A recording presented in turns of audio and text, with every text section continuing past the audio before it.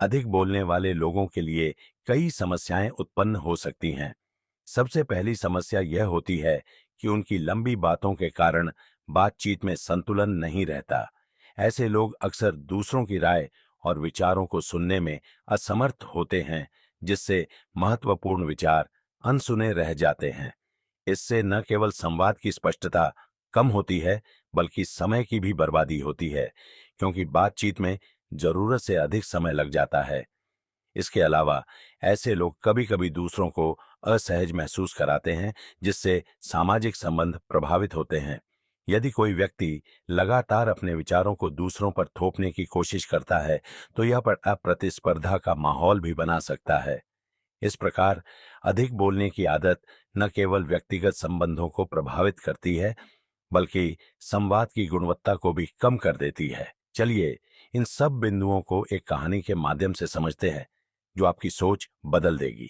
कपिल की एक पत्नी थी जो बहुत बोलती थी और वह उसके ज्यादा बोलने से बहुत परेशान था। कपीश को पता चला कि जंगल में एक महात्मा आए हुए हैं। वह अपनी पत्नी को उनके पास लेकर जाता है और कहता है कि मुनिवर कृपा करके आप इसे समझाइए, यह बहुत बोलती है।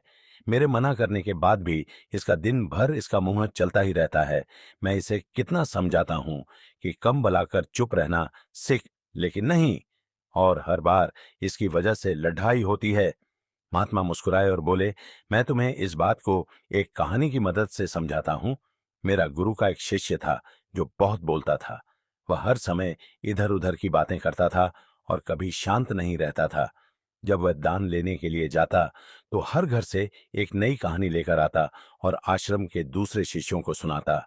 और एक शिष्य की दूसरे से बुराई करता, चुगली करता और दूसरों के सामने अच्छा बनने का प्रयास करता और खुद के मुंह से ही खुद की तारीफ करता रहता। और हम हमेशा खुद को गुरु के सामने सबसे बुद्धिमान और उत्तम साबित करने का प्रयास करता।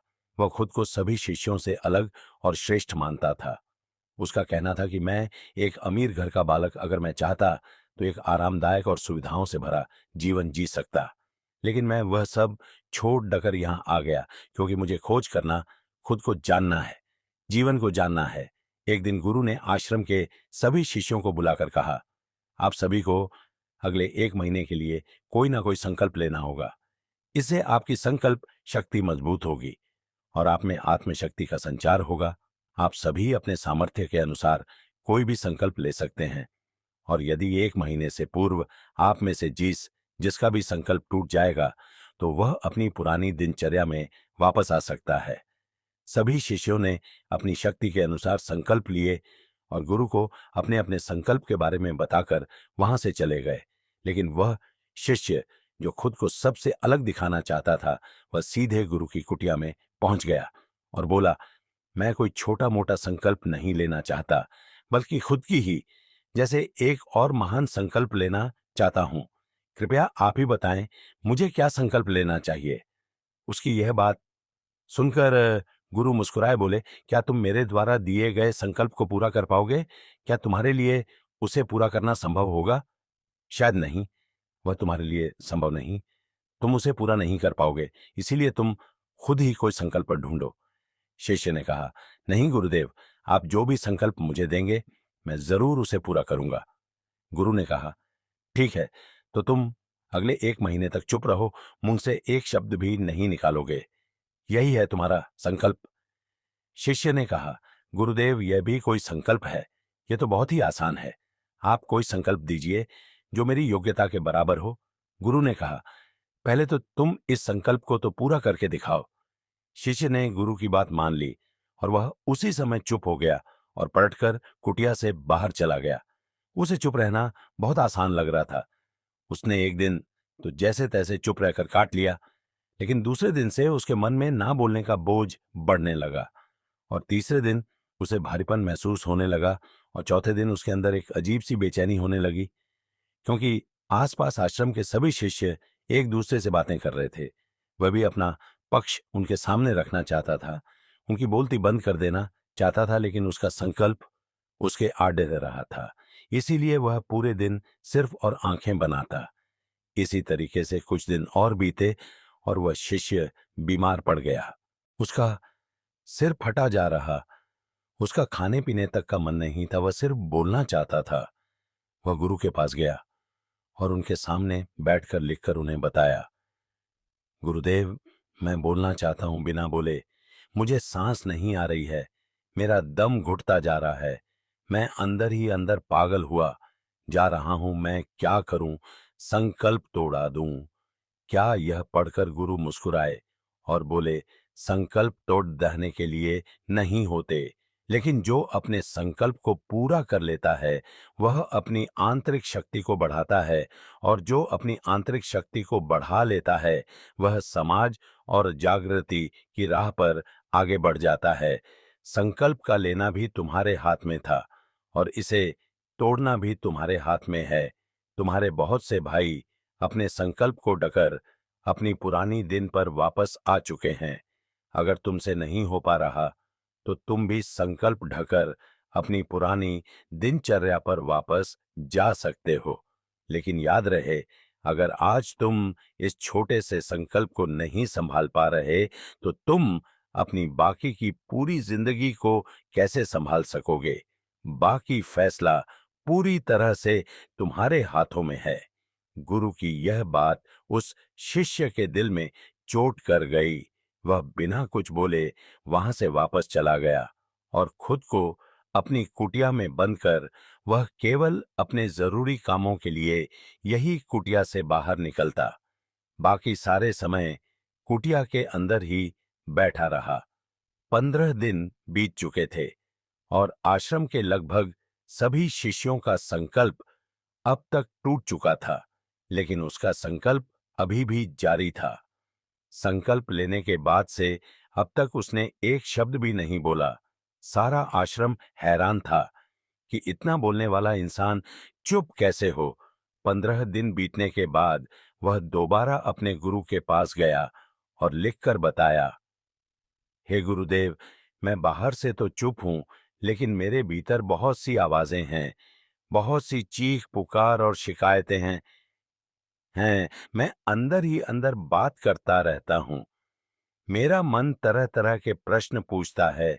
मैं बाहर से जितना मौन, भीतर से उतने ही शोर शराबे से भरा हुआ है। क्या इस तरह से मेरा संकल्प अभी भी है? गुरु ने कहा, हाँ, तुम्हारा संकल्प अभी भी जारी है, लेकिन जब तक लोगों की यह आवाजें तुम्हारे कानों में आती रहेगी, तुम्हारा मन बोलता रहेगा, क्योंकि इसे तो आदत है। तुम भले ही बाहर से चुप रहो, लेकिन तुम अंदर ही अंदर बोलते रहोगे। तुम्हें इन बातों से, इन आवाजों से दूर जाना चाहिए। शिष्य गुरु को प्रणाम कर वहां से चला जाता है और सुबह होते ही अपनी कुटिया छोड़कर जंगल की तरफ चला जाता है। कई दिन बीत जाते, संकल्प का समय भी पूरा हो जाता है, लेकिन शिष्य लौटकर नहीं आया। आश्रम में सभी को डर था कि कहीं किसी जंगली जानवर ने उसे खा ना लिया हो। इस बीच उसे ढूंढने की बहुत कोशिश की गई, लेकिन वह कहीं नहीं मिला। गुरु भाइयों ने मान लिया था कि जंगली जानवरों ने उसे अपना शिकार बना लिया है, लेकिन गुरु को ऐसा नहीं लगता। एक दिन आश्रम का एक अन्य शिष्य गुरु के पास आया और बोला, गुरुदेव, हमारे उस अधिक बोलने वाले भाई के साथ क्या हुआ होगा? क्या जानवर ने उसे मार दिया होगा? गुरु ने कहा, हो सकता है कि जानवरों ने उसे अपना शिकार बना लिया हो, लेकिन उसके ना लौटने की एक दूसरी वजह भी हो सकती है। शायद उसे वह मिल गया है जिसके लिए वह गया था। फिर शिष्य ने पूछा, गुरुदेव, क्या ज्यादा बोलना इतना हानिकारक होता है? गुरु ने बोला, कहाँ इंसान के जीवन के बहुत सारे दुखों में से एक दुख यह भी है कि वह कभी चुप नहीं रह सकता, हमेशा कुछ ना कुछ बोलता ही रहता है। सिर्फ हमारे बोलने के कारण हमारे आधे से ज्यादा दुख पैदा होते हैं। हम में से कोई भी चुप नहीं रहना चाहता। हम बस सामने वाले को सुना देना चाहते हैं। जो भी हमारे मन में है सब निकालकर उसके मन में बैठा देना चाहते हैं। उसे समझा देना चाहते हैं कि देख, तू गलत है और मैं सही। इस तरीके से सुनने और सुनाने का ये काम जिंदगी भर चलता रहता है। लेकिन इस नासमझी में हम अपना समय, अपना जीवन, अपनी समझ और सबसे महत्वपूर्ण व कीमती पल जो जिए जा सकते हैं, जिनको अनुभव किया जा सकता है, जिनमें आनंद को प्राप्त किया जा सकता है, यह सब खो देते हैं। लेकिन इसके बदले हमें मिलता क्या है? कुछ नहीं, सब व्यर्थ और बर्बाद हो जाता है। शिष्य ने पूछा, तो फिर इसका समाधान क्या है? गुरु ने कहा, पूरी जागरूकता के साथ अपने विचारों को देखना, यही एकमात्र तरीका है। सारी मानसिक समस्याओं का वर्तमान में रहकर चिंतन करना, पूरी जागरूकता के साथ अपना काम करना जिंदगी में चमत्कारिक बदलाव ला देता है। उसके बाद वह शिष्य गुरु से अपने प्रश्नों का उत्तर पाकर उनको प्रणाम करके वहां से चला गया। उस शिष्य को आश्रम छोड़कर गए 3 महीने का समय बीत चुका था, लेकिन उसकी कोई खबर नहीं। अब तक तो सभी गुरु भाइयों ने भी उसके वापस लौटने की उम्मीद छोड़ी, लेकिन एक दिन वह आश्रम लौट आता है। लेकिन अब वह वह नहीं था जो यहां से गया था। वह कुछ और ही बनकर वापस आया था। उसके अंदर एक गजब का बदलाव महसूस किया जा सकता था। उसके चेहरे पर एक गजब का ठहराव और आंखों में बड़ी शांति थी। आश्रम में आते ही सभी गुरु भाइयों ने उसे चारों तरफ से घेर लिया और बातें करने लग गए। वह भी अपने गुरु भाइयों से बातें करने लगा। उसे बात करने वाले सभी ने यह अनुभव किया कि अब वह पहले जैसा उतावला और बातूनी नहीं रह गया था। उसके मुंह से एक एक शब्द बहुत ही सुलझे हुए और मधुरता के साथ निकल रहे थे। थोड़ी देर तक गुरु भाइयों से बात करने के बाद वह सीधा गुरु की तरफ चला गया। उसने गुरु के चरण छुए और कहा, गुरुदेव, क्या मैं अब भी मौन हूं? क्या अब भी मेरा संकल्प जारी है? गुरु ने कुछ देर तक शिष्य की आंखों में बड़े ध्यान से देखा और कहा, हाँ, तुम अब भी मौन हो। तुम्हारे मुंह से एक भी शब्द निकल नहीं रहा और तुम्हारा संकल्प अभी भी जारी है। शिष्य ने कहा, गुरुदेव, जब मैं आश्रम से गया तो मैं मुंह से तो चुप था, लेकिन मेरे अंदर बहुत सी आवाजें थीं, मन में बहुत से प्रश्न थे और वह बंद नहीं हो रहे थे। तो मैं जंगल में चला गया इस उम्मीद से कि वहां मुझे शांति मिलेगी और मेरे मन की बकबक कम हो जाएगी। लेकिन मैं जितना एकांत में जाता गया, मेरे अंदर की आवाज उतनी ही तेज होती गई। मेरे भीतर की पुरानी से पुरानी आवाज मुझे सुनाई देने लगी। तब जाकर मैंने महसूस किया कि मैं कितना गलत कर रहा था जब मैं अपने परिवार वालों, दोस्तों को और गुरु भाइयों को बुरा भला कहता था। तो उस समय मुझे लगता था कि मैं सही कह रहा हूं। जब मैं गुरु भाइयों की एक दूसरे से चुगली करता था और उनका मजाक बनाता, तब भी मुझे यही लगता था कि मैं उनसे बेहतर हूं और मैं सही कर रहा हूं। लेकिन उस दिन मैंने पहली बार महसूस किया कि मैं कितना गलत बोलता था। काफी दिनों तक ये आवाजें, ये शिकायतें मेरे अंदर चलती रहीं, लेकिन धीरे धीरे करके एक दिन ये सारी आवाजें मेरे अंदर से समाप्त हो गईं। अब मैं भीतर से भी मौन हो गया। उस घने जंगल में बाहर से कोई बोलने वाला था नहीं और भीतर कोई आवाज बची ही नहीं थी। और मैं उस दिन पहली बार मौन का सही अर्थ समझा। मेरे चारों तरफ बहुत शांति थी।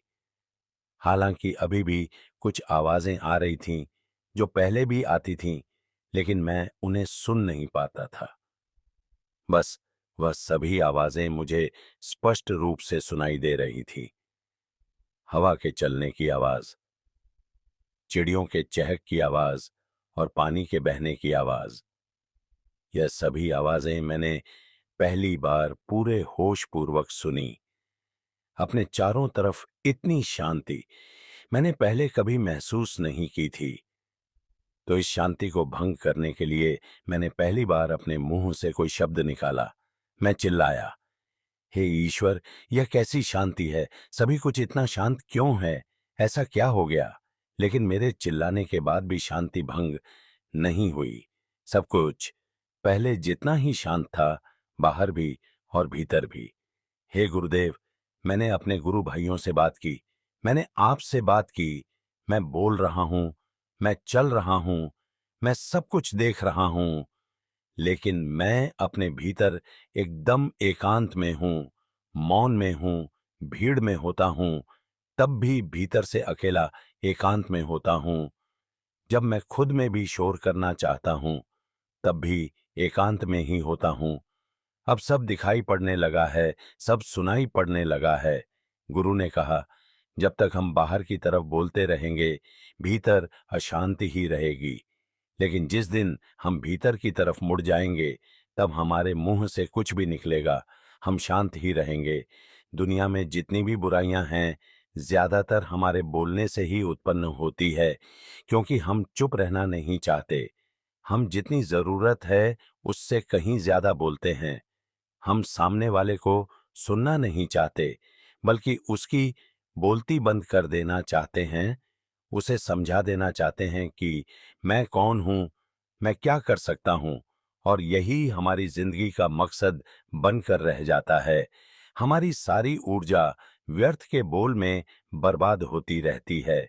ऐसे ही समाज में लोगों का जीवन दुखों से भर जाता है, जो हमेशा एक दूसरे को सुनाने में लगे रहते हैं। कभी एक दूसरे को सुनना नहीं चाहते, समझना नहीं चाहते, और चुप रहना तो उन्होंने कभी सीखा ही नहीं, क्योंकि चुप रहना उन्हें छोटा महसूस करवाता है।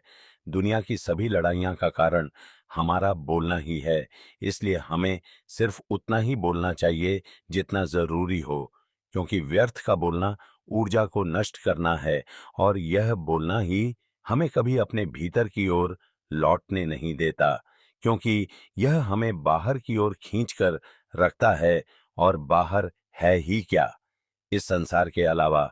लेकिन अगर अपने भीतर के संसार की ओर मोड़ना है, तो इस मुंह को बंद ही रखना चाहिए।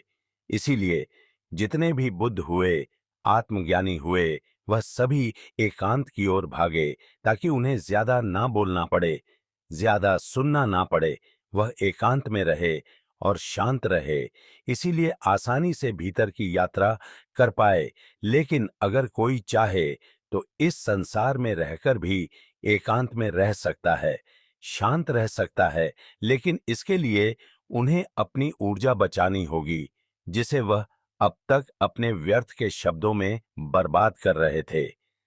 मित्रों, इस कहानी की सीख यही है कि व्यर्थ का बोलना ऊर्जा को नष्ट करना है ज्यादा, और व्यर्थ बोलना ही हमें अपने भीतर की ओर लौटने नहीं देता, क्योंकि यह हमें बाहर की ओर झुकाए रखता है। और जिन्हें भीतर की यात्रा करनी है, उन्हें अपने मुंह को बंद ही रखना चाहिए। मुझे उम्मीद है कि आपको यह कहानी पसंद आई होगी और काफी कुछ सीखने को मिला होगा। कहानी के बारे में अपने विचार आप हमें नीचे कमेंट बॉक्स में कमेंट करके बता सकते हैं। बाकी अगर यह कहानी आपको अच्छी लगी हो, तो इस वीडियो को लाइक करें, और ऐसी और कहानी सुनने के लिए हमारे चैनल को सब्सक्राइब करें, और बेल आइकन को दबाना ना भूलें ऐसे ही वीडियो देखने के लिए। धन्यवाद।